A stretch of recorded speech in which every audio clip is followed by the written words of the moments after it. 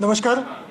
7 मे पासून पुरंदर विमानतळ हा प्रकल्पकरिता भूसंपादनची प्रक्रिया चालू होणार आहेत.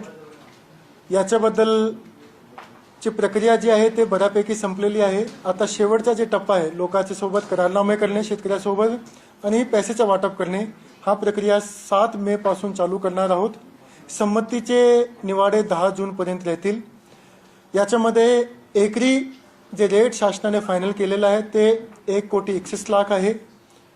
याच्यामध्ये याच्यासोबत इंटरेस्ट आहे 1,61,00,000 आहे. आणि याच्याशिवाय जे निगडीत घटक आहे त्याच्यामध्ये झाडे, विहीर यासाठी वेगळे पैसे शेतकऱ्यांना दिले जातील.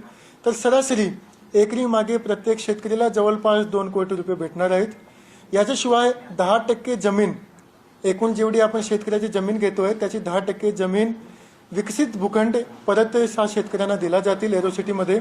आणि याच्याशिवाय ज्या शेतकऱ्याचा घर जातोय त्यांना 2.5 गुंठे जमीन अतिरिक्त घर बांधायला दिली जातील.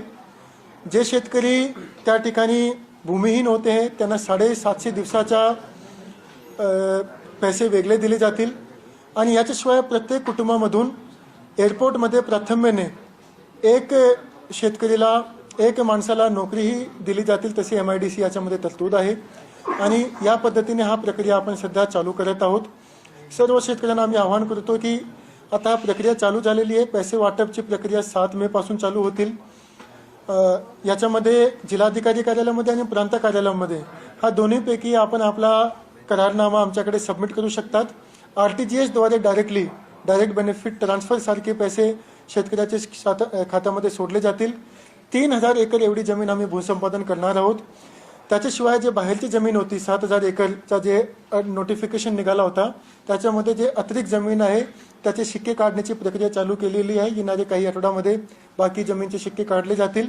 आणि याच्याशिवाय 2016 पासून आतापर्यंत ज्या लोकांवर गुन्हे दाखल झालेले आहे ते गुन्हे सुद्धा मागे घेतले जातील. त्याची प्रक्रिया ऑलरेडी चालू झालेली आहे. आणि याच्याशिवाय फार्मर प्रोड्युसर कंपनी आम्ही अल्पभूधारक शेतकऱ्यासाठी स्थापित करतो आहे, जेणेकरून हा एअरपोर्टचा डायरेक्टली बेनिफिट त्या भागाच्या शेतकऱ्याला होणार आहे. आणि महिला बचत गटाकरिता एअरपोर्टच्या आत गाला उपलब्ध करून दिला जातील, जेणेकरून जे महिला बचत गटद्वारे तयार केलेले जे हँडीक्राफ्ट आहे, जे प्रोडक्ट्स आहेत ते एअरपोर्टच्या आत विकता येणार. या पद्धतीचा एकंदरीत पॅकेज आहे, त्याची डिटेल माहिती आम्ही सांगितलेली आहे. आणि कालपासूनच आमच्याकडे शेतकरी येणे चालू झाले होते, कारण 30 एप्रिलला हा न्यूज लागली होती की डेट फायनल झालेली आहे.